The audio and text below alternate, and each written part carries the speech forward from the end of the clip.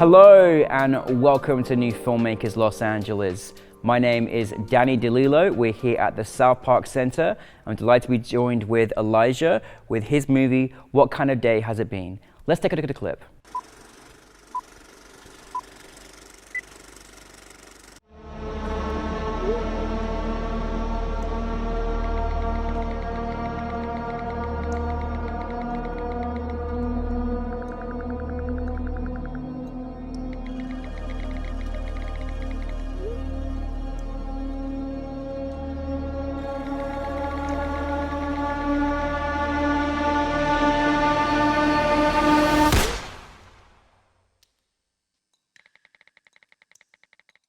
Elijah, I'm so happy that 1 minute we're on Zoom at the festival, next minute, now we're in person. Wonderful, it's like magic. It's like magic, and I'm so delighted to have you here, and you know how much I'm so happy that you made this particular film, as hard as a watch that it was.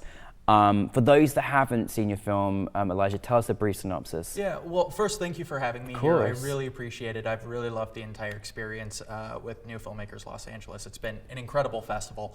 So the film that I made, What Kind of Day Has It Been, is about 3 high school students who are going about their very, very stressful day at school, but it is entirely ordinary. This is what they do every single day. There's nothing different until something is different and tragedy strikes. So that's kind of the basic synopsis without giving too much away. However, I feel like we'll probably dive more into what that is. Absolutely. And Elijah, I mean, the way you told this film was really, really brilliant. You know, from the perspective of 3 teenagers all going about their day.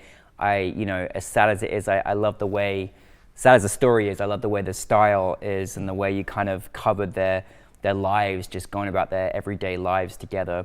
And, you know, I mean, goodness me, we have, you know, high school students right now here with us on set, and you know, it's a very different story of what they have to go through at school today.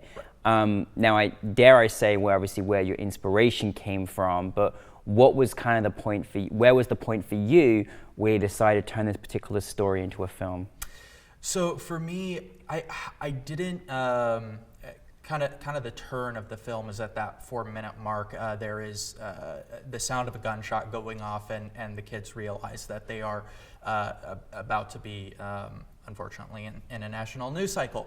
For me, what actually made me want to make the film wasn't necessarily about school shootings in general.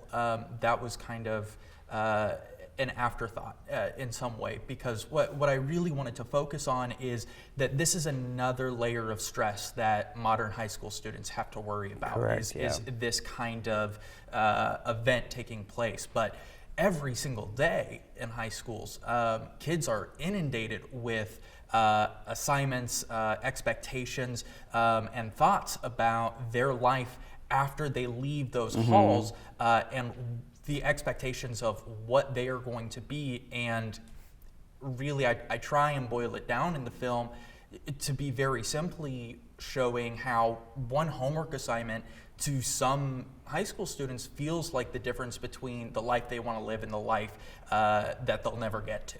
Right. And that's really what I wanted to focus on. I mean, I'm glad that you focus on that perspective, because sometimes when you've seen films like this, it really does go into the actual process. But for me, I was watching your film and I was in fear of being with the person in that particular moment and knowing what was behind, you know, or just so close by to them. And like you said, I mean, I have so much respect for what teenagers have to go through just growing up, stress, assignments, tests, all the things they're supposed to be having to take in and acknowledge and stuff like that. And then to have this extra layer, like not just an extra layer, a serious extra layer, which predominantly is something that exists in the United States of America. Right. You know, I mean, there's a lot of problems around the world, but not many countries have this particular problem. And the fact that just kind of seems overshadowed in so many ways. Like, I mean, was that something that, you know, again, from this context of what they're going for every day, you really wanted to sort of draw in from this perspective, like this shouldn't be happening, you know? Absolutely. I mean, being in high school is a very weird, transformative time. I mean, everyone thinks the middle school years are the most awkward, and in a lot of ways they are. But high school is whenever you're really grappling with what you want your life to look like. And there still has to be some allowance to be a kid and to have fun and to make mistakes and to live your life without the total consequences that come along with adulthood. And this unique American issue is really, really pressing down on high school kids. And it's not just the burden of understanding that a school shooting could happen. It's gun violence in general.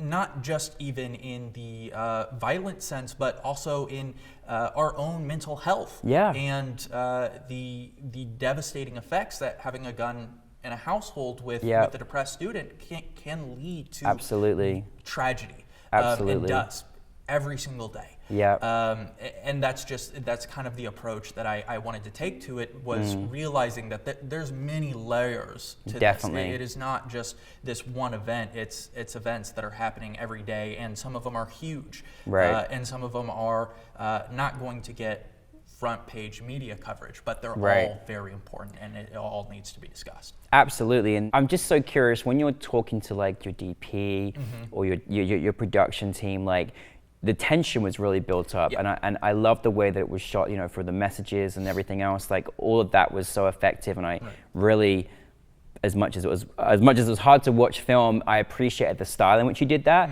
What did you kind of discuss with your team about how you wanted it to sort of be? Because it was very on the edge, obviously. You created that tension, you know? Absolutely. That's a great question.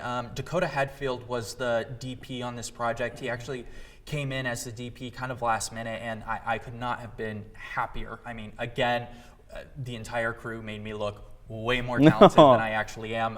As a producer, hire people that make you look a lot better. That was one of the biggest. And always be humble like yourself, you know. So I try and be.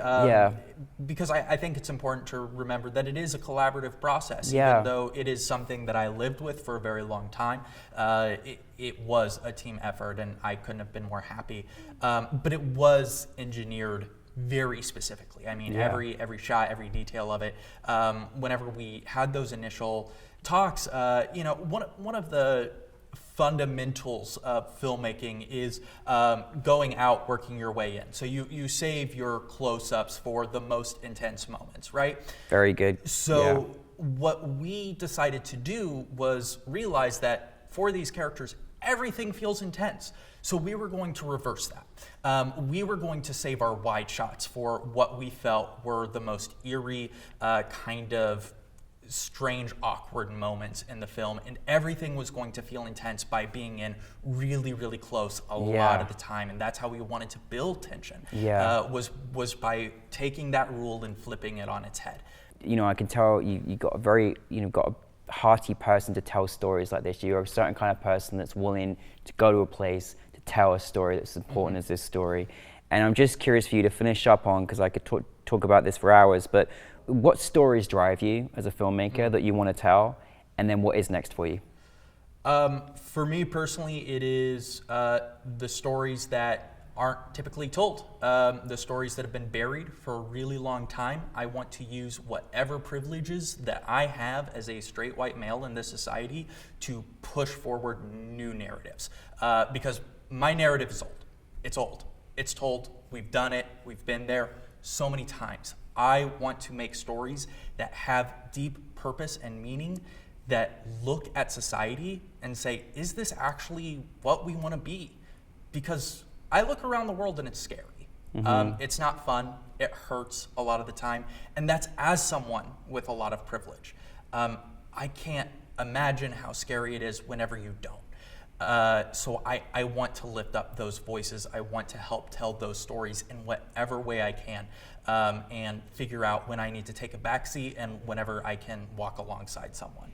So I'm actually really excited. I'm starting the process of fundraising and have been writing a new script with the help of Aubrey Peiser, who's going to be producing this project as well, about two sisters who reconnect after the cult that they grew up in falls apart. I can't wait for this. I'm like so excited. I really appreciate it. It's weirdly actually very personal to me. It's about abuse and manipulation, overcoming that trauma and learning how to trust people again. Yeah. And I'm really excited to tell that story and to be working on my first feature, hopefully. It's really wonderful when you've got a tremendous vision as a filmmaker, but you've got a good head on your shoulders with, and being aware of just how we need to articulate in this industry and move forward. So thank you so much for bringing this film to us. Thank you for making such an impact with this film, and it should be seen by many people, so thank you very much. Oh, thank you. I really appreciate it.